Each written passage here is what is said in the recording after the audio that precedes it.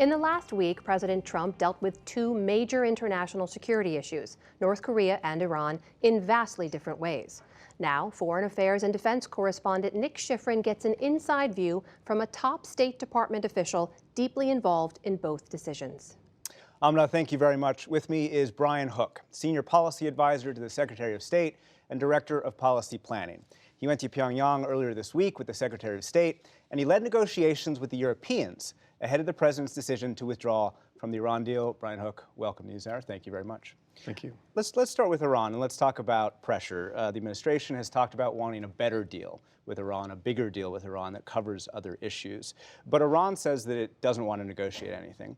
And before the Iran deal, before the JCPOA was signed, there was a lot of pressure internationally. There were sanctions regimes from the U.S., Europe, China, and Russia. Today, Europe's feeling a little resentful about the last week. China's willing to push back on the U.S.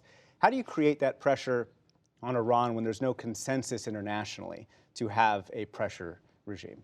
I actually think we do have pretty decent consensus, especially with our European allies. We have the same threat assessment, we have shared values, we have a shared commitment to nonproliferation and to ensuring that Iran never becomes a nuclear state. So none of that goes away. And so much of the work that we've been doing over the last 3-4 months with the Europeans, we think can be generated in a new context to get a much better deal. But with all due respect, I spoke to senior European officials today, and they said that while you were very serious in your negotiations with them, they feel a little resentful about what's happened. They feel like we're not going to keep on negotiating. As one put it, you know, it's Pottery Barn time, right? You broke it, you got to fix it. How can you actually get the Europeans to do something in the next few months that they couldn't do in the last few months? I think we have a very good foundation going forward. We spent the last 3-4 months trying to address the deficiencies of the Iran deal. We made great progress in a lot of areas around restrictions on Iran's nuclear program. Adding intercontinental ballistic missiles is something which is prohibited, a stronger inspections regime.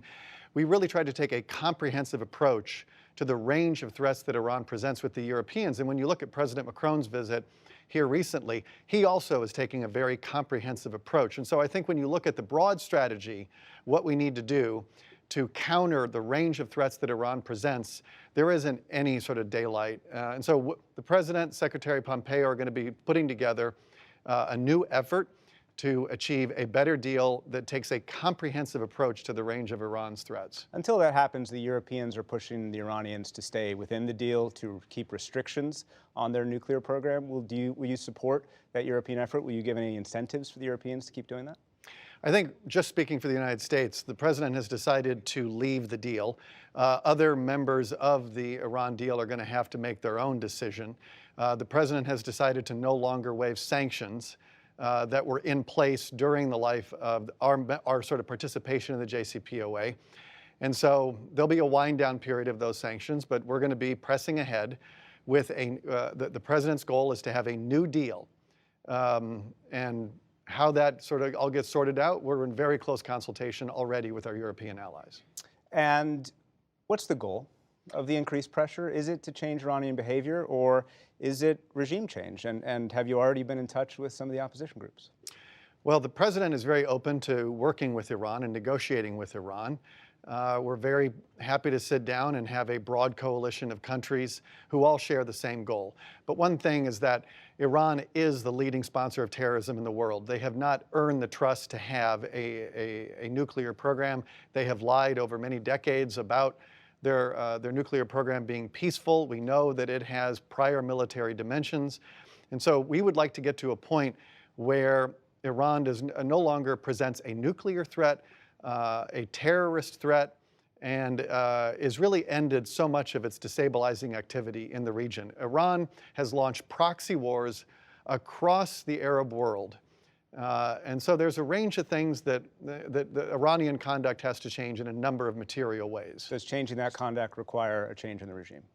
I think for where we stand, we need to achieve our national security objectives. And those are organized around nuclear, missile, and the whole range of terrorist activities that Iran is currently engaging in, and that's our focus. Why doesn't President Trump offer to meet the Supreme Leader Khamenei like he's offered to meet Kim Jong-un? Well, he's just left the Iran deal, and we're now very focused on getting a new deal. And so I think you've seen the president has already said he's very happy to negotiate with the Iranians. Would he meet with the Supreme Leader? Would he offer to negotiate with him? I don't want to get ahead of what the president has said. He has said that he will negotiate with the Iranians. On North Korea, you've talked about irreversible steps toward denuclearization. What does irreversible look like, and how long does it take? Can it actually be done by the time the first Trump administration's 4 years is up?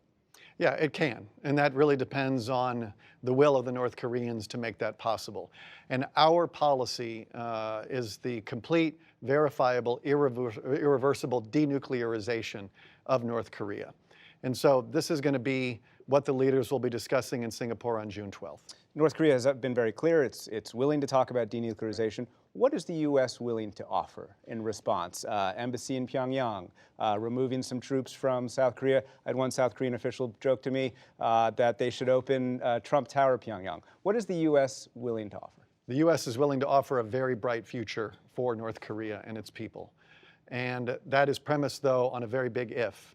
They have to dismantle their nuclear program. But what does that bright future look like? What does it mean? I mean, you know, what will you actually offer? Well, I think this is going to be the purpose of really this summit between the leaders, is to discuss and to listen very carefully to what Kim Jong-un has to say, and then also to have him hear from the president and what our goals are. But he is hopeful that this meeting will be a big success. If it isn't, that's perfectly fine.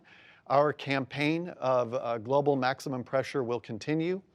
And so we are just taking a different approach. We've had 27 years of U.S. diplomacy in North Korea. It has failed to achieve our national security objectives. And so we're just taking a new approach. We are not going to repeat the mistakes of the past. We're going into this eyes wide open, but very hopeful. Quickly, you've talked about a big success. The president has talked very optimistically, but it seems that the risk of a summit is that it could be near the edge of a cliff. What happens if the summit doesn't go well? We don't view it as being near the edge of a cliff. We have put in place an unprecedented diplomatic campaign. This campaign has achieved a lot of very good and early results. North Korea has halted nuclear tests. They've halted missile tests. They've released 3 Americans in the last few days. So these are early positive results. But this is just the early stages of our pressure campaign. We hope the summit goes well. But we are very prepared that if it doesn't, because we have a diplomatic strategy in place to achieve our national security goals. And the president will walk out of that summit if he doesn't feel it's going well? The president is prepared to walk out of the summit at any point, but as he said, he is very hopeful that it will be a success. Brian Hook, thank you very much. Thank you.